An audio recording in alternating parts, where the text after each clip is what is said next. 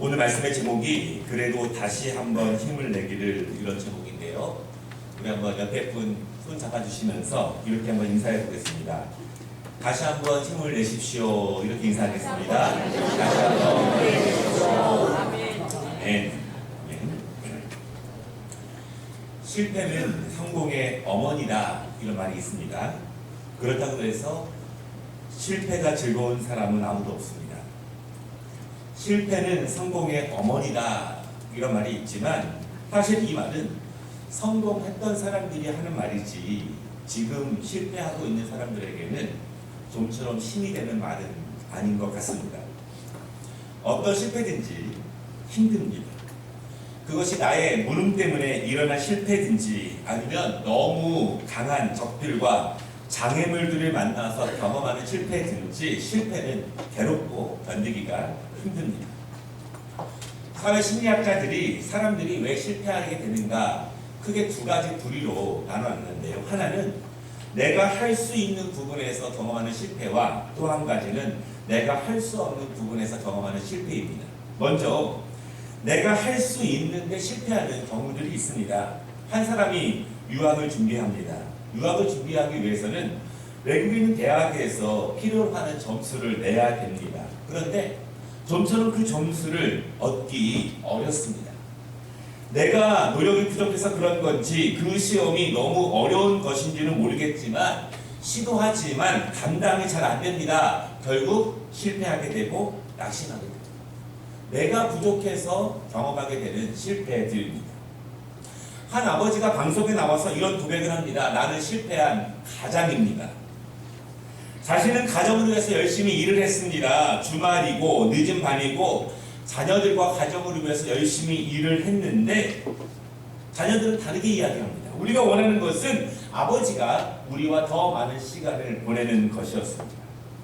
아버지가 중요하게 여기는 가치와 자녀들이 소중하게 여기는 가치가 서로 다르게 됩니다.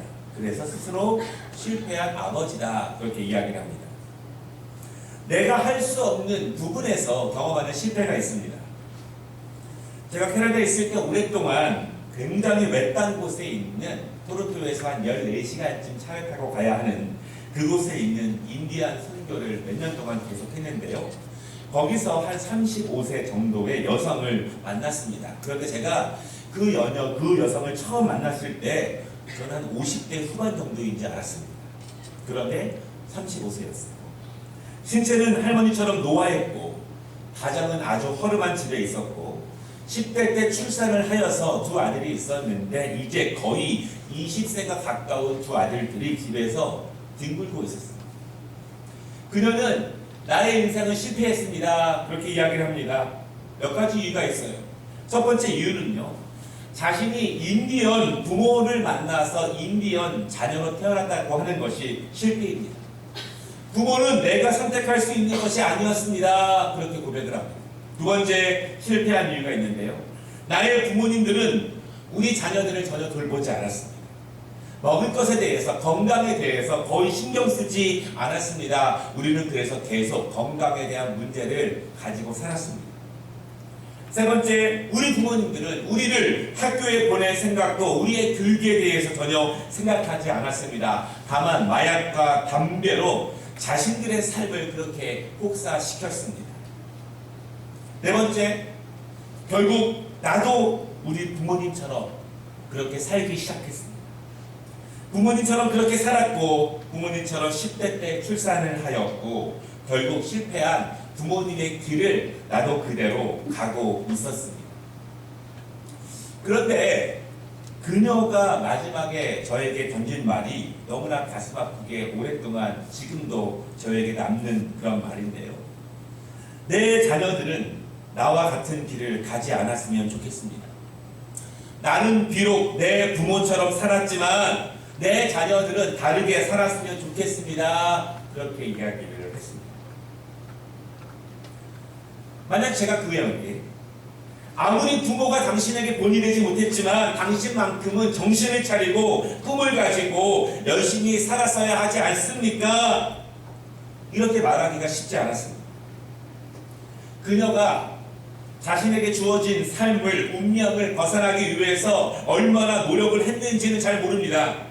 그러나 그녀는 이미 자신의 운명은, 이 삶은, 현재의 상황은 자신의 힘으로 감당할 수 없다고 그렇게 믿고 있었습니다. 모든 사람들이 자신이 원하는 모든 일에서 항상 성공하는 것은 아닙니다. 수많은 실패와 포기, 그리고 낭망하는 것을 경험하게 됩니다. 결심하고 시작했지만 끝까지 가지 못하는 경우들이 허다합니다. 물론 정도의 차이가 있어요. 얼마큼 가서 포기하느냐에 대한 정도의 차이가 분명히 있습니다. 이 병원에 갔더니 아픔, 고통을 측정하기 위해서 1부터 10까지의 통증 가운데서 어느 정도쯤 되십니까? 이렇게 물어보더라고요. 어떤 분들은요, 3이나 4밖에 안 되는 통증인데 못 참겠다고, 죽을 것 같다고 소리치면서 포기하는 사람도 있습니다. 반대로 어떤 분들은요, 9나 10까지의 통증인데도 평온하지 않고 꾹 견디는 분들도 분명히 있습니다. 너무 힘이 들고 포기하고 싶을 때, 절망이 될 때 우리는 어떻게 해야 될까요? 절망, 정말 실패하고 포기하고 낭망이 될 때, 그때 우리의 믿음은 어떤 역할을 할까요? 그때 우리의 신앙은 과연 어떠한 역할을 하게 되는가? 오늘 말씀을 통해서 우리가 다시 한번 힘을 얻고 용기를 얻고 소망을 얻는 은혜를 하나님께서 이 시간 우리 모두에게 주시기를 주님의 이름으로 축원합니다. 첫 번째 말씀인데요, 이쯤 되면 포기한다고 해도 말리기가 어렵습니다. 주변에 여러 가지 이유 때문에 힘들어하는 분들이 있을 수 있습니다. 우리는 힘내십시오, 용기를 내십시오 이렇게 말할 때가 있는데요, 그런 말조차도 할 수 없을 때가 분명히 있습니다. 오늘 본문의 주인공이 바로 그러한 상황에 있는 사람인 것 같습니다. 오늘 말씀에 있는 함께 읽은 상황을 보십시오. 얼마나 더 절망적일 수 있을까요? 오늘 주인공은 나오미였습니다. 그녀는 부족했습니다. 그렇지만 고향 땅에서 한 가정을 이루며 어느 정도 행복한 삶을 살았습니다.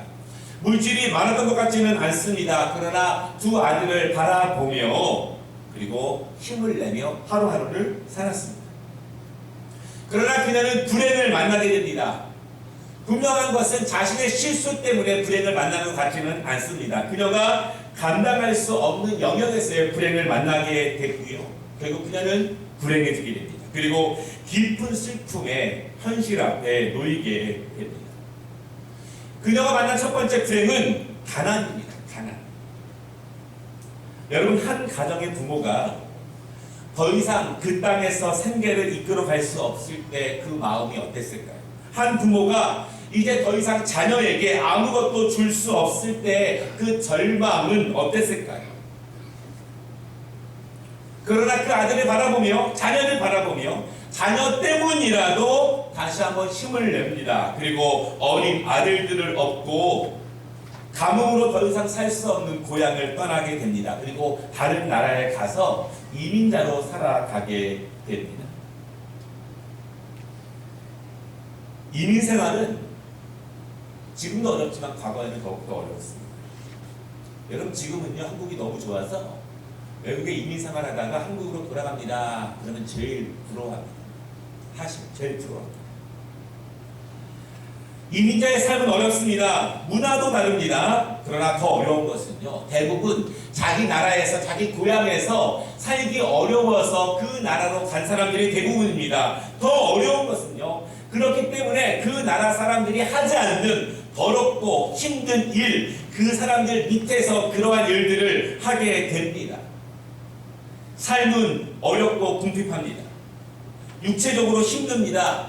감정적으로 상처를 입습니다. 정서적으로 고난을 당합니다. 영적으로 낙심을 겪게 됩니다. 단순히 먹고 사는 문제가 아니라 사람이 총체적으로 희망을 잃고 망가지기가 쉽습니다. 나오미 부부가 그 고향 땅에서 가뭄을 이겨내기 위해서 얼마나 노력하고 얼마나 일했는지 우리는 잘 알 수 없습니다. 그러나 그러한 자연재해에 가까운 가뭄 속에서 가난했던 나오미 부부가 할 수 있는 일은 별로 없었다라고 하는 것입니다. 어찌 보면 실패한 것이죠. 남들이 보면 나오미의 가정은 경제적으로 실패한 것입니다. 절망했고 낭망했습니다. 그럼에도 불구하고 아들 때문이라도 다시 한번 소망을 붙잡고 이방 땅까지 그렇게 가게 되었습니다. 여러분, 그러나 그것이 끝이 아닙니다. 나오미 가정에게 두 번째 불행이 찾아오는데 그것은 남편의 죽음입니다. 이방 땅에서 배우자의 죽음은 정말 견디기 어려운 절망입니다. 그러나 그것이 끝이 아닌데요. 두 아들이 연이어 죽음을 맞이하게 됩니다. 우리 젊은 자녀들은 잘 모르겠지만 우리 젊은이들 조금만 지나고 나면 여러분들의 부모님이 여러분들에게 얼마나 집착하는지 알게 될 거예요. 얼마나 집착하는지, 그 아들을, 그 딸을 못 놓고 있는지 알게 됩니다.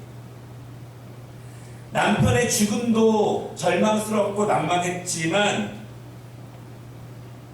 그 두 아들이 그 이방 땅에서 세상을 떠나게 됩니다. 지금까지 가뭄에도 고향 땅을 떠날 때에도 어떠한 실패와 절망에서도 힘을 내게 했던 두 아들이 죽은 것입니다. 여러분, 이 상황보다 더 어려운 상황이 어디 있겠습니까? 더 이상 힘을 내라고 말하기 어려운 상황입니다. 이제 누구라도 나오미에게 힘을 내세요, 기운 내세요, 다시 시작해 보세요, 이렇게 말하는 것은 불가능합니다.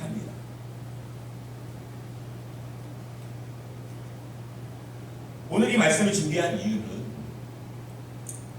우리나라 상황 가운데에서 많은 사람들이 그 어려움과 힘든 삶의 끝자락에서 자신의 삶을 쉽게 놓는 일들이 점점 많아졌습니다.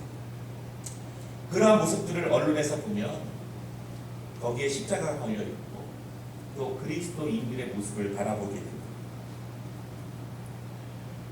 사실은 그러한 낭만과 절망이 우리 안에도 분명히 있을 것입니다. 우리 주위에 이 나오미 정도의 절망과 낭망의 삶을 경험하고 있는지 정확히는 다 알 수 없지만 우리는 그럼에도 불구하고 각각의 삶에서 경험하는 고난과 어려움과 슬픔과 절망과 낭만과 실패 때문에 포기하고 싶고 주저앉고 싶고 이제는 그만 놓고 싶다, 이제 그만 두고 싶다, 그만 포기하고 떠나고 싶다, 그런 마음을 가질 때가 많습니다.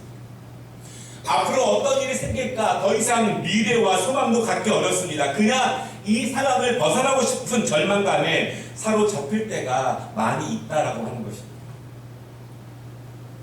여러분, 그때 우리는 신앙인으로서, 하나님을 믿는 사람으로서 그때 믿음이, 은혜가, 하나님이 우리가 어떤 은혜를 바랄 수 있으며 우리의 믿음이 가장 절망적인 순간에 어떤 능력을 가질 수 있을까? 오늘 말씀 두 번째는요, 그럼에도 불구하고 붙잡아야 될 이유가 분명히 있습니다. 낙심하고 절망하고 포기하고 싶은 순간이 있지만 여러분, 그럼에도 불구하고 권면드리는 것은 하나님께서 우리를 아시고 다시 힘주시기 위해서, 다시 일으키시기 위해서 하나님께서 기다리시고 무엇인가를 깨닫게 하시기 위해서 우리에게 주시는 그 고난의 시간이라는 것을 여러분 믿으시기를 바랍니다. 데니스 레만이라고 하는 사람이 한 책을 썼는데요, 그 책의 이름이 당신의 헌신이 벽에 부딪힐 때, 이런 책인데 이 책에 몇 가지 개인적인 고백이 나옵니다. 이런 고백이에요. 내가 처음 마라톤 경주에 나갔을 때였다. 나는 마라톤을 처음 도전한 사람은 누구나 어느 순간 큰 벽에 부딪힌다는 것을 들었지만 나는 그 경고를 대수롭지 않게 여겼다. 출발을 알리는 총소리가 울렸고 다 함께 달려나갔다. 42.195km를 뛰는 동안 분명히 잘 준비된 자와 그렇게 준비하지 못한 사람들로 나뉘어질 것이다. 나는 내가 평소에 잘 준비했다고 생각했다. 풀코스를 완주해 본 적은 없지만 하루에 13km를 달렸고 가끔은 21km를 달리기 했기 때문이다. 29km까지는 중간 정도의 그룹에서 안정적인 속도를 유지했다. 내 자신도 만족스러웠다. 내가 그동안 어느 정도 이상 충실하게 준비했다는 것이 최소한 지금까지는 증명되었기 때문이다. 하지만 29km를 지나자 큰 벽이 내 앞에 나타났다. 갑자기 너무 힘들어 죽을 것 같았다. 내 몸이 나에게 소리쳤다. 너무 괴로워. 할 만큼 했어. 이제 그만둬. 준비는 많이 했지만 나는 여기까지는 한 번도 뛰어본 적이 없었기 때문이다. 마라톤 경기, 내 목표, 내 도전, 이제 이것은 내 머릿속에 사라졌다. 그냥 죽을 것 같은 고통만이 내 머릿속에 가득 찼다. 쓰러질 풀밭을 찾으려고 길가를 돌아봤다. 그런데 거기엔 벌써 포기한 경주자들이 많이 쓰러져 있었다. 내가 여기서 포기하고 쓰러져도 전혀 이상하지 않을 만큼 이미 포기한 사람들이 많았다. 내 머릿속에서는 많은 생각이 오갔다. 내가 처음 결심한 각오들, 내 마음들. 그러나 그것들은 내 고통 앞에 이미 사라져버린 지 오래이다. 그러나 나는 조금만 더 견뎌보자고 생각했다. 그리고 이제 뛰기를 멈추고 천천히 걷기 시작했다. 고통을 참으며 오랫동안 걸었다. 그런데 그렇게 한참을 걷다 보니 희한하게도 이 시합을 끝낼 수 있다는 것 같은 힘이 다시 생겼다. 나는 그렇게 걸으며 이 시합을 무사히 마쳤다. 좋은 기록이 나오지 않은 것은 당연하다. 그러나 내가 포기하고 싶은 순간을 이기고 여기까지 왔다는 것이 중요하다. 거의 99% 포기했지만 마지막 희망을 잡고 여기까지 왔다는 것이 중요하다. 비록 내 발톱이 6개나 빠져 있었고 10년은 더 늙어 보였고 그 이후로 5일 동안 제대로 걸을 수도 없었다. 저자가 이 경험을 통해서 두 가지를 깨달았다고 고백합니다. 내가 고통을 당하고서야 깨달았다. 내가 죽을 만큼의 어려움을 당하고 나서야 깨달았다. 이것은 그 전에 깨달지 못한 것이었다. 왜냐하면 한 번도 해보지 못한 경험이었기 때문에 그전에는 절대로 못 깨달았는데 죽을 것 같은 고통에 이르러서야 깨달은 것이 두 가지 있다고 말을 합니다. 첫째로 훈련이 부족하면, 준비가 부족하면 분명히 큰 벽에 부딪히는 순간에 반드시 만난다라고 하는 것입니다. 아무리 마음에 결심을 하고 각오를 해도 훈련이 안 되고 준비가 안 되면 반드시 그 큰 벽을 만난다고 하는 것입니다. 두 번째는요. 큰 벽을 만날 때, 부딪힐 때 우리는 결정을 해야 합니다. 계속 나아갈 것입니다. 낙오하고 포기할 것입니다. 주위를 바라보니 거의 대부분의 사람들이 이미 포기하고 낙오해 있습니다. 그때 우리는 둘 중에 하나를 선택해야 합니다. 이 부분에 대해서 우리가 잘 알고 있는 미국의 방송인 오프라 윈프리가 이렇게 말하더라고요. 포기하지 마십시오. 포기도 습관입니다. 작은 생활 습관, 시간 지키는 것, 일찍 일어나는 것, 성실하게 숙제를 마치는 것, 오늘 해야 되는 일을 내일로 미루지 않는 것들, 내가 먼저 하는 것들, 내가 마음속에 정한 것들과 결심한 것들, 작은 것들을 쉽게 놓치고 쉽게 포기할수록 우리는 포기하는 습관들이 내 안에 가득 차게 돼서 그 다음 것들도 쉽게 포기하고 논다고 그렇게 이야기를 합니다. 내 길이 아니라고, 내 능력 밖이라고, 내가 꾼 꿈은 환상뿐이라고 생각하면서 그냥 주저앉을 것인가? 그래도 뛰지는 못하지만 그래도 걷기라도 하면서 고통을 참아가며 조금 더 나아갈 것인가? 낙오하지 않고 힘을 내어서 끝까지 가도 대가는 큽니다. 발톱이 6개나 빠졌습니다. 5일 동안 걸을 수 없습니다. 그러나 포기했다면 훨씬 더 대가는 컸을 것입니다. 두고두고 그 후회가 남게 되고 포기의 습관들이 그에게 가득 차게 됩니다. 나오미는 삶을 포기해도 완전히 절망해도 누가 뭐라고 할 수 없을 만큼의 절망의 상황을 만났습니다. 어떤 사람의 위로도 소용없고 어떤 사람의 언어도 필요 없는 낭만 가운데 있는 것입니다. 그녀의 인생은 제3자가 보기에는 완전한 실패의 인상으로 볼 만큼 가장 깊은 그 계곡 아래에 있습니다. 나오미도 선택을 해야 하는 것입니다. 큰 벽을 만났기 때문에 대부분 저렇게 낙오한 사람들처럼 나도 포기할 것인가, 아니면 힘을 내어서 조금 더 나아가 볼 것인가. 아무것도 보이지 않지만 다시 힘을 낸다고 해서 그 미래가 아무것도 보이지 않지만 그래도 다시 힘을 내 볼 것인가 라고 하는 선택을 해야 합니다. 실패는 성공의 어머니이다. 이 말에는요, 중요한 덕목이 한 가지 포함되어 있습니다. 그것은 인내입니다. 인내는 작은 고통을 참는 것을 의미하지는 않습니다. 사실 인내는 큰 고통을 참는 것입니다. 3, 4, 이 정도의 고통을 참는 것이 아니라 8, 9, 10도 참을 수 있는 인내입니다.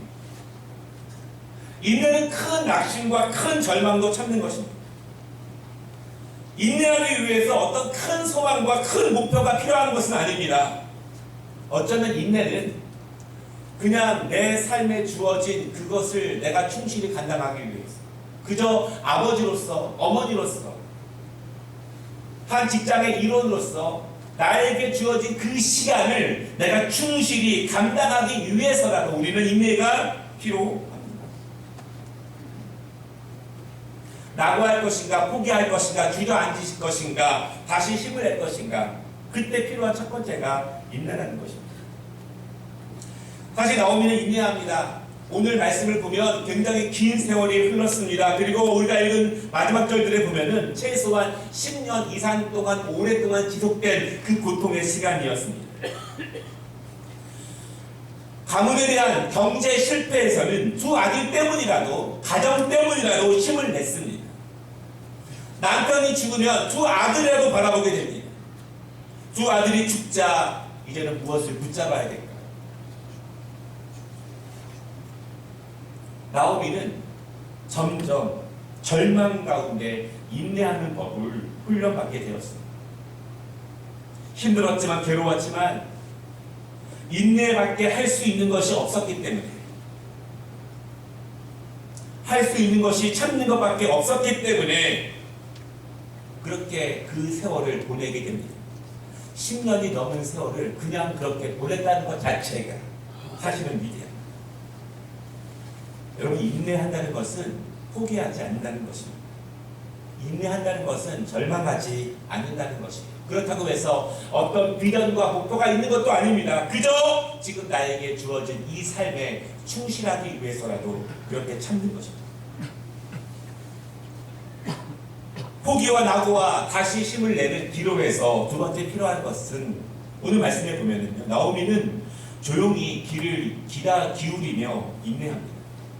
조용히 귀를 기울이며 인내하는 것입니다. 이것은 낙담하여서 절망하여서 아무것도 안 하는 것, 이것을 말하는 것이 아닙니다. 주어진 상황에서 조용히 귀를 열고 마음을 열고 자신에게 주시는 말씀에 귀를 기울이는 것입니다. 언제까지?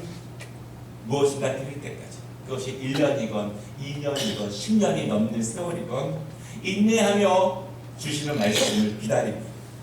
그때 나오미에게 소리가 들립니다. 6절 말씀을 보면, 그 여인이 모압 지방에서 여호와께서 자기 백성을 돌보시사 그들에게 양식을 주셨다 함을 듣고 그 이야기를 듣게 됩니다. 난망하고 실패하고 포기하고 싶은 순간을 만날 수가 분명히 있죠. 물론 준비가 부족하고 훈련이 부족하면 더 자주 그러한 시간을 만나게 됩니다. 하지만 내가 감당할 수 없는 문제들 때문에 실패하고 포기하고 싶은 순간들도 우리에게 분명히 있습니다. 다르게 여러분, 그때 인내하시기를 바랍니다. 큰 목표와 비전이 없다 할지라도 하나님께서 우리에게 주신 시간, 그 생명을 붙잡고라도 인내를 배우는 시간이 되시면 좋겠습니다. 거친 새 조각도 뜨거운 불 속에서 몇 번이나 달궈지면서 두드려지면서 더욱 강하고 고귀한 존재가 됩니다. 그때 귀를 열고 나를 향해 주시는 하나님의 말씀을 우리가 귀 기울여야 합니다.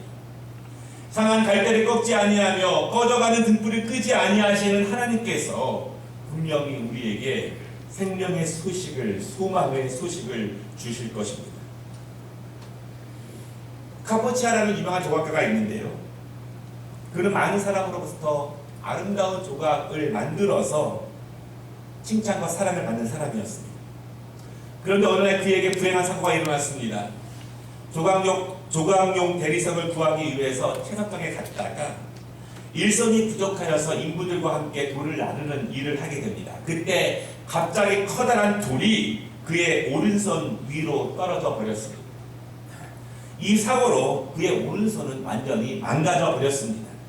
조각가로서의 그의 삶이 완전히 끝난 것입니다. 카포치아는 아주 오랫동안 두문불출하며 자신의 현실을 원망하고 괴로워했습니다. 그러다 어느 날 그는 더 이상 낙심하지 않기로 결심했습니다. 그리고 왼손과 왼팔로 조각을 하는 연습을 시작했습니다. 그것은 큰 고통이었고 몇 년이 걸리는 어려움이었습니다. 그는 오랜 시간이 흐른 후에 오른팔로 하던 조각보다 더 훌륭한 작품을 만들게 되었고 그 작품을 동네 한 관에 세워놓았습니다. 그리고 그 작품의 이름은 그럼에도 불구하고 이런 제목입니다. 하나님이 은혜를 주신다는 소식, 하나님이 자기 백성을 먹이신다는 소식을 듣자 나오미는 고향으로 돌아갑니다. 그 소식을 붙잡은 것입니다. 결국 하나님의 은혜뿐이라는 것을, 결국 나를 돌보실 분은 나의 아버지뿐이라는 사실을 알게 됩니다. 고향으로 돌아갑니다. 원래 있었던 자리로 돌아갑니다. 내가 있어야 할 자리로 돌아갑니다. 하나님께서 은혜 주시는 그 자리로 돌아갑니다. 바라기는 여러분, 실패와 낭만과 절망과 어려움 때문에 신음할 때가 있습니다. 그때 하나님이 은혜 주시는 그 자리를 꼭 기억하시기를 바랍니다. 아버지께로 돌아가면 아버지께서 우리를 돌보실 것입니다. 그 은혜가 이 시간도 우리 모두에게 충만하시기를 주님의 이름으로 축원합니다. 은혜로우신 하나님 아버지,